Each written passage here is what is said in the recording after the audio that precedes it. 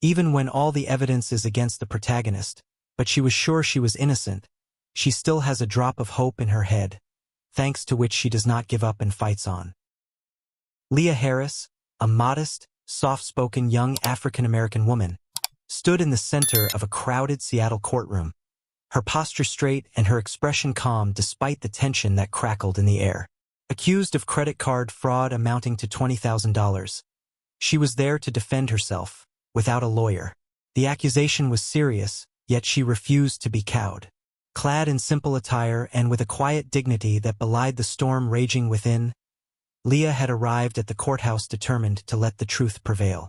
The courtroom was a study in stark contrasts. Under the cold glare of fluorescent lamps, every surface gleamed. The polished wood of the benches, the spotless marble of the judge's bench, and the crisp white of official documents scattered across tables. The ambient light cast long, rigid shadows, emphasizing the formality and severity of the proceedings. At the front, Judge Ronald Davis, notorious for his unyielding nature and stern judgment, presided with an air of absolute authority. His eyes, sharp and scrutinizing, swept the courtroom as if daring anyone to challenge his control. Beside him, Prosecutor Emilia West sat with a smug confidence. West's demeanor exuded assuredness, her eyes glinting with a mixture of mockery and condescension as she surveyed the defendant. Meanwhile, a group of bank-appointed attorneys, impeccably dressed and self-satisfied, sat directly behind the prosecutor. Their expressions were laced with derision, a clear message that they viewed Liya not as a credible defendant, but as an easy target, a small-time criminal unworthy of serious consideration. The murmur of the courtroom was punctuated by the soft, rhythmic tapping of jurors' fingers on polished tables and the hushed whispers of journalists, their pens scratching notes as they captured every moment. Every sound contributed to an atmosphere of anticipatory malice. It was as though the room itself was waiting, with both cruelty and curiosity, to see how this unassuming woman would try to defend herself. Judge Davis broke the silence with a voice that carried a chilling finality.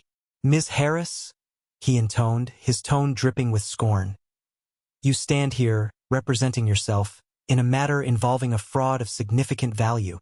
Tell me, do you truly believe that you can outwit the court, just as you allegedly deceived the bank?" A ripple of derision swept through the room.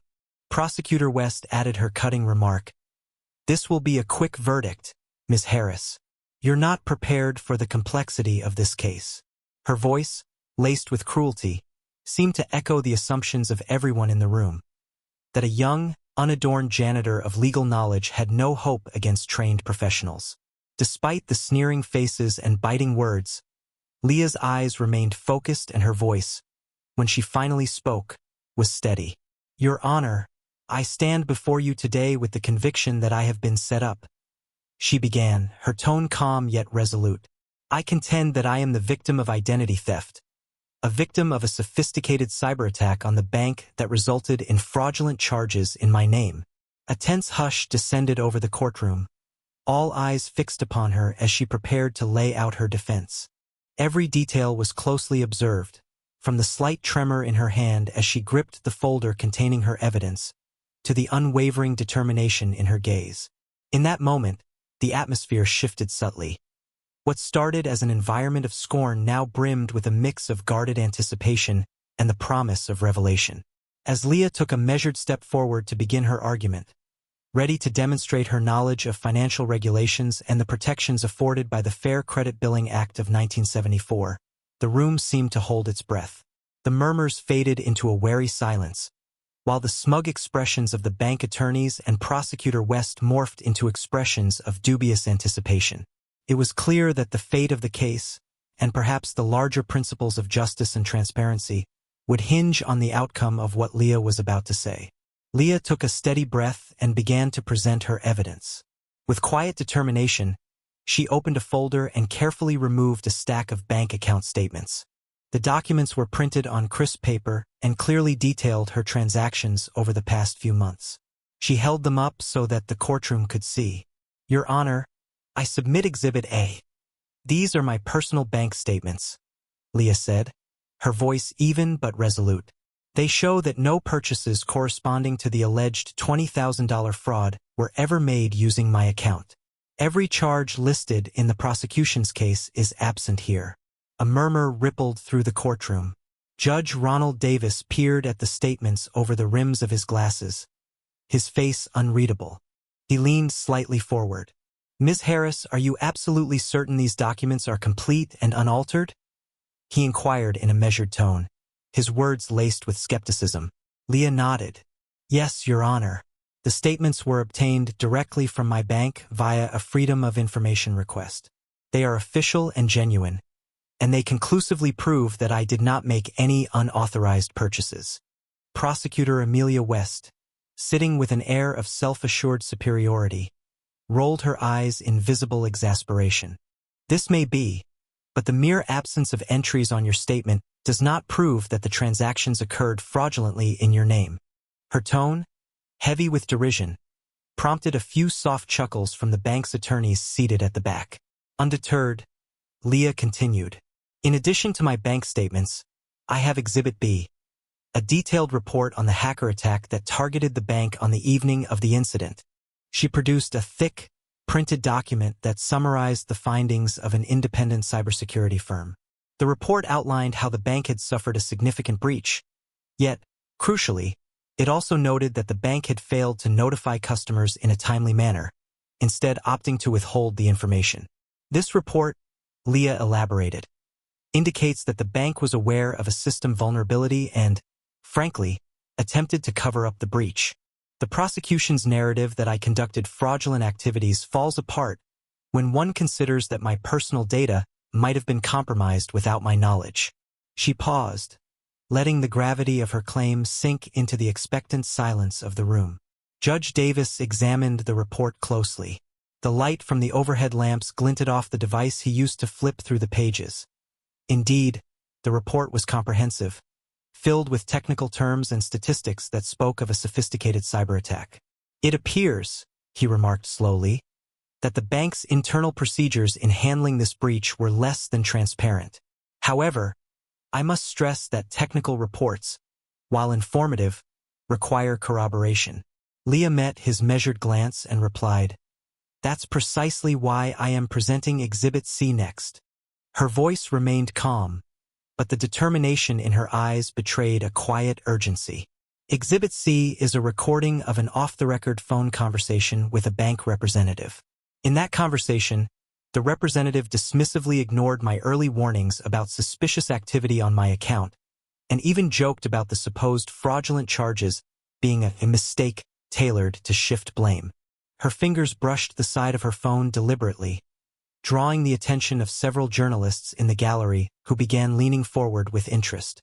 Prosecutor West interjected sharply, "Ms. Harris, recordings of that nature are irreverent and do not constitute admissible evidence. You cannot simply use hearsay to rebut the prosecution's narrative." Her tone was dismissive, designed to undercut the credibility of Liya's claim. Liya's lips tightened ever so slightly, but she maintained her composure. "I am aware, Your Honor. However, I'm not relying solely on that recording. It forms part of a larger body of evidence which, taken as a whole, reveals inconsistencies in the bank's handling of this entire incident."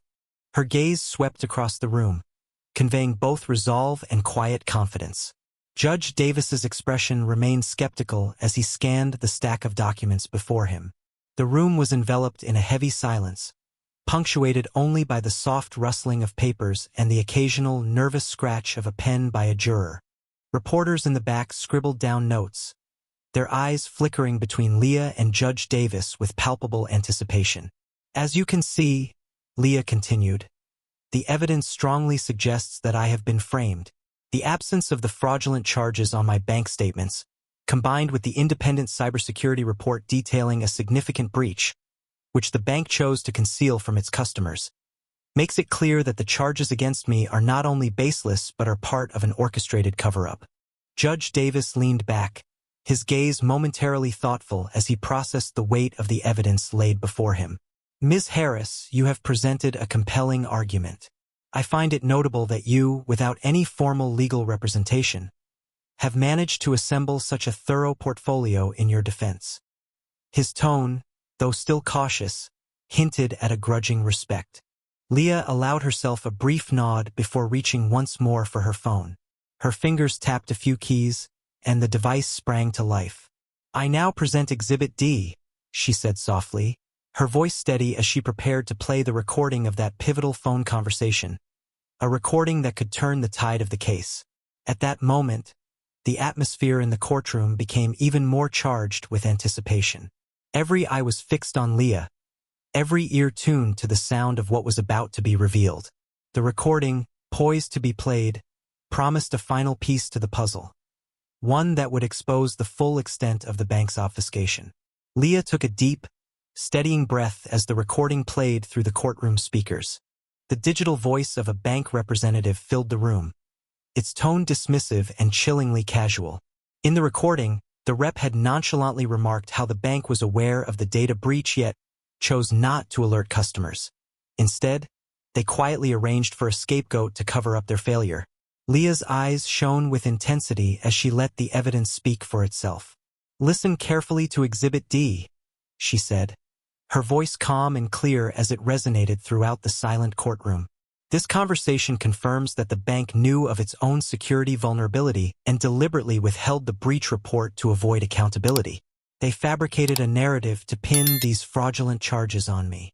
A murmur of disbelief rose from within the gallery as the recording ended. Judge Ronald Davis, who had maintained a stoic demeanor throughout the proceedings, leaned forward, his brow creasing in thought.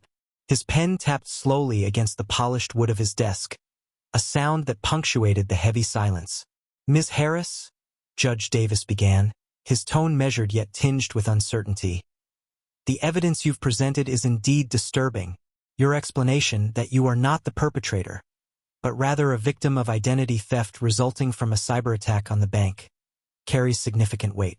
Please, elaborate on your background that qualifies you to understand these cybersecurity issues." A flicker of determination passed across Liya's features as she shifted her tone to one of quiet authority. "Your Honor, I may appear as a simple defendant, but my path is different. I have dedicated the last few years to enhancing my understanding of cybersecurity in order to protect myself, and, more importantly, my community from fraudulent schemes. I worked as a data analyst for several years and spent countless nights in local libraries studying cases and technical manuals. This self-education enabled me to recognize the red flags when I first learned of the breach. It was then that I began my own investigation by requesting all relevant records from my bank. What I discovered was a deliberate cover-up that implicated not only the bank's negligence, but also a willful attempt to shift blame." Her words, spoken with a blend of passion and precision, seemed to cause a profound stillness. Judge Davis's eyes narrowed further as he sifted through the documentation Liya had provided. A detailed report from a reputable cybersecurity firm, internal bank emails marked "confidential action required," and annotated screenshots confirming the hidden timeline of events. Even the prosecuting attorney, Emilia West, now appeared momentarily at a loss, her earlier confident sneers replaced by frowns of uncertainty. "Ms. Harris, are you implying that the bank intentionally misled customers by withholding the information about this attack?" Judge Davis asked, the skepticism in his voice now tempered with genuine curiosity. Liya met his gaze unwaveringly. "Yes, Your Honor. The evidence indicates that once the bank discovered the breach, they chose to protect their reputation rather than inform their clients. Instead, they shifted the blame onto me by fabricating a scenario where I was the sole culprit. I have the documents to prove that. In addition, a copy of a sealed internal report, which I obtained legally, confirms that several high-ranking bank officials were aware of the cybersecurity failures but opted for silence." At this, the atmosphere in the courtroom reached a fever pitch. The once dismissive expressions on the faces of the bank's legal team and Prosecutor West began to crack, replaced by looks of apprehension and shock. Journalists in the gallery scribbled furiously, and some even whispered excitedly among themselves. A brief silence followed as Judge Davis absorbed every word and scanned the layers of overwhelming evidence before him. The scale of the bank's potential negligence, and the apparent orchestrated attempt to frame Liya, presented a narrative too compelling to ignore. The tension in the room was palpable. The rhythmic tapping of a juror's pencil, the soft shuffling of papers, and the collective intake of breath as even the judge appeared to wrestle with the implications. Prosecutor West attempted to interject once again, her voice strained and defensive. "This is highly irregular." "Silence, Ms. West," Judge Davis interrupted firmly. At this juncture, the evidence presented by Ms. Harris warrants serious reconsideration of the charges against her. His gaze shifted slowly between Liya and the prosecution. "I must admit, I find myself compelled to review these documents in greater detail before making any further pronouncements." At that moment, the tension was broken by a ripple of murmurs from the gallery. A few jurors exchanged glances, and there were soft exclamations of support as the once cynical atmosphere began to shift. The seed of doubt had been planted. What had begun as a seemingly clear case of fraud was now morphing into an expose of a far larger systemic cover-up. Liya's heart pounded, but she remained composed. Her life had been defined by resilience and determination, and now these qualities were resonating in the courtroom. As Judge Davis prepared to adjourn the session briefly for further review, the room buzzed with electric anticipation. A mixture of hope among those who believed in the truth, and trepidation among those whose carefully constructed narrative was beginning to crumble. After a lengthy recess, the atmosphere in the courtroom reached a fever pitch. Judge Ronald Davis returned to the bench, his face more solemn than before. The murmurs of anticipation faded as all eyes locked onto him, the jurors, the media, and every member of the gallery hanging on his every word. Taking a deep, measured breath, Judge Davis cleared his throat. Having thoroughly reviewed the evidence and testimony presented by Ms. Harris, he began, his voice resonating firmly throughout the room. "I find that the charges levied against you are without merit." A murmur of disbelief rippled among the bank-appointed attorneys and Prosecutor Emilia West, whose once confident sneer now faltered in the face of overwhelming facts. "Furthermore," Judge Davis continued, "the evidence suggests a greater failing on the part of the financial institution. I note with grave concern the internal documentation and recorded communications indicating that the bank was aware of its cybersecurity breach and deliberately withheld critical information from its customers. Such negligence and willful obfuscation is unacceptable in our justice system." At these words, there was a palpable shift in the room. The Kingston family and their legal representatives exchanged stunned looks. Even Prosecutor West's face turned ashen. Judge Davis's gavel came down decisively. "Therefore, I hereby dismiss the charges against Ms. Harris in their entirety. Additionally, I am ordering an independent investigation into the bank's handling of the data breach and its subsequent actions regarding customer notification. The misconduct evidenced in these materials must not go unchallenged." A raucous wave of applause burst forth from the gallery. The sound was thunderous, an outpouring of relief and vindication from jurors, reporters, and members of the public alike. Liya's quiet defiance had shattered the carefully constructed case against her. She allowed herself a brief, almost imperceptible smile, a smile formed of both relief and the raw strength of her convictions.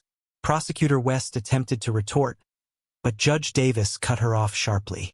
"Ms. West, I must remind you that this court's decision reflects the weight of factual evidence and judicial fairness. There will be no further comment." The gallery roared with approval as the judge's words sank in. Reporters jotted down every detail while the cameras captured the historic moment of a courtroom victory that went beyond an individual case.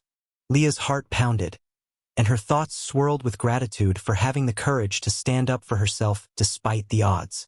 Although she had no formal legal training, years of self-education in cybersecurity and legal precedents had fortified her resolve.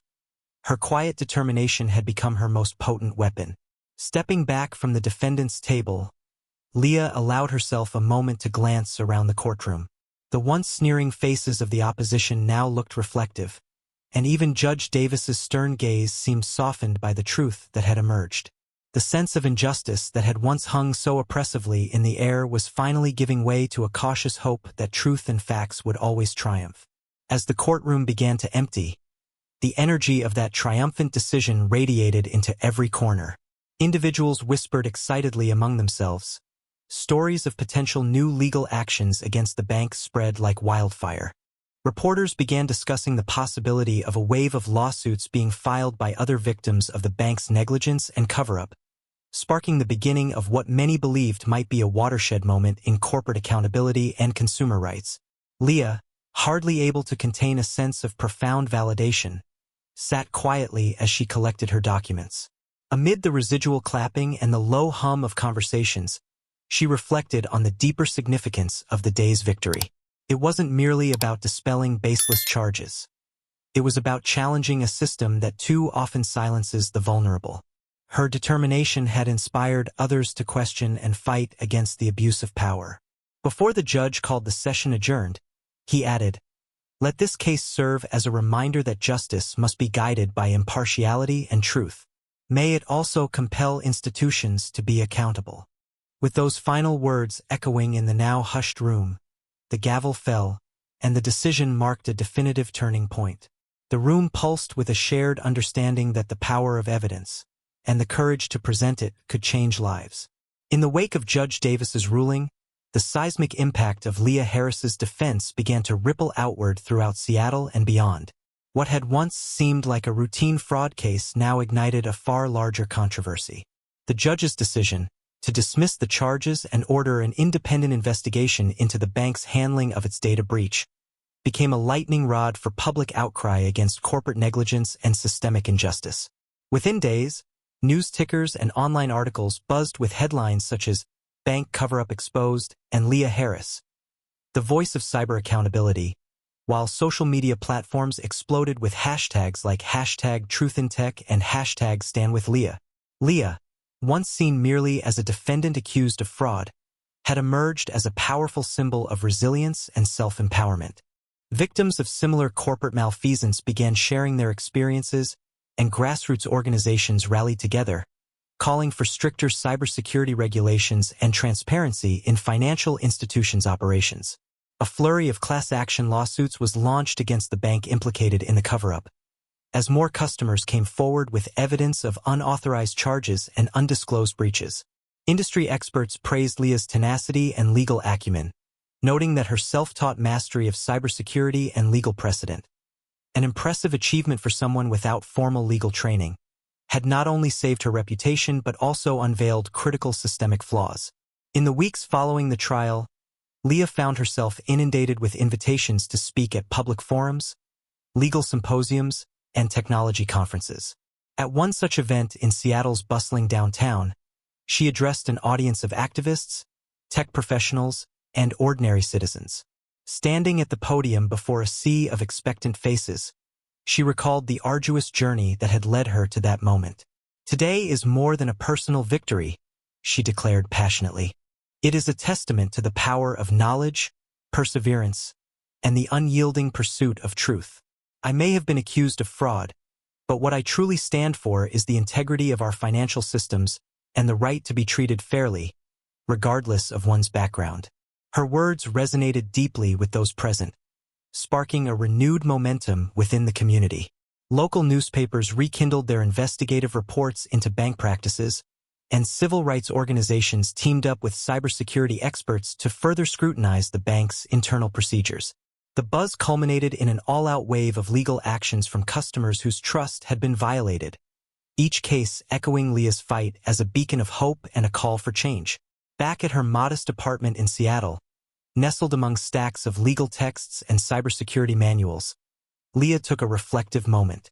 Gazing out at the city skyline as dusk settled over the neighborhood, she pondered the true meaning of her journey.